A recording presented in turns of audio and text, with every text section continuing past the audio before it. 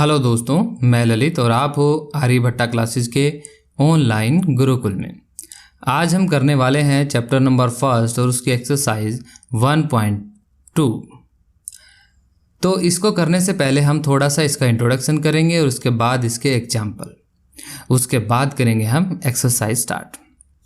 तो इसके इंट्रोडक्शन में हमें क्या पता होना चाहिए? हमें सबसे पहले पता होना चाहिए प्राइम नंबर और कंपोजिट नंबर। वैसे तो ये जो प्राइम नंबर है और कंपोजिट नंबर है आप बहुत पहले सीख चुके हैं, फिर भी मैं एक बार थोड़ा सा आपको रिवाइज करवा देता हूँ। आइए देखते हैं।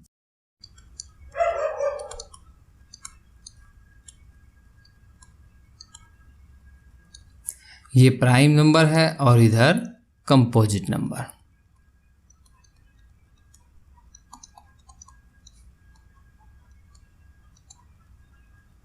ठीक है, कंपोजिट नंबर। तो सबसे पहले हम क्या करने वाले हैं, प्राइम नंबर होते क्या हैं, हम इसकी एक डेफिनेशन लिखेंगे जो हमें याद होनी चाहिए। ए प्राइम नंबर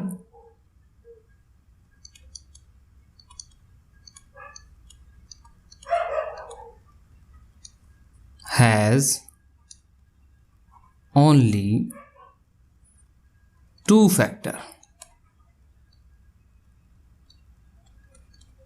कितने फैक्टर्स? Two factors. ठीक है, जैसे हम एक एग्जाम्पल लेते हैं। ठीक है, एग्जाम्पल में हम लेते हैं पहले 2। जैसे हम 2 को डिवाइड करें तो किस किस से कर सकते हैं? हम 2 को केवल 1 से और 2 से डिवाइड कर सकते हैं। एग्जैक्टली डिवाइड किससे कर सकते हैं? 2 से। मतलब इस 2 के केवल 2 ही फैक्टर हैं, एक तो है 1।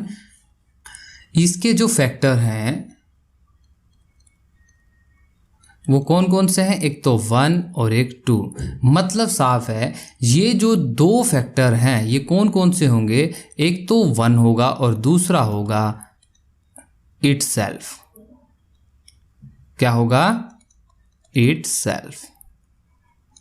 मतलब एक तो 1, क्योंकि 1 किसी को भी डिवाइड कर सकता है, और एक वही नंबर खुद अपने आप में, जैसे 2 है तो 2। जैसे हम एक एग्जांपल और लेते हैं 3 का। 3 भी किस किस से डिवाइड हो सकता है? एग्जैक्टली 1 और 3 से। मतलब इसके भी 2 फैक्टर हैं, तो ये भी प्राइम हुआ, ये भी प्राइम हुआ। जिसके केवल 2 फैक्टर हो, उन फैक्टर में क्या एक तो 1 हो और एक इटसेल्फ, मतलब वो खुद हो। जैसे एक बड़ा एग्जांपल लेके देखते हैं। जैसे हमने लिया 17, ये किस किस से डिवाइड हो सकता है? ये केवल 1 से और 17 से। दैट मीन्स ये भी क्या है? प्राइम नंबर है। ठीक है, 23, 11, 13, ये सारे के सारे क्या हैं? प्राइम नंबर हैं। इधर सेम यहाँ आए तो हमें एक बात करनी होगी कंपोजिट नंबर की। कंपोजिट नंबर क्या कहते हैं? एक composite number has more than 2 factor. A composite number has more than 2 factors। कितने? एक से ज़्यादा फैक्टर। चलो इसका भी एग्जाम्पल लेते हैं हम। ठीक है, एग्जाम्पल लेते हैं। जैसे हम ले लिया, अभी हमने लिया था एक 4। जैसे हम अब यहाँ 6 ले लेते हैं।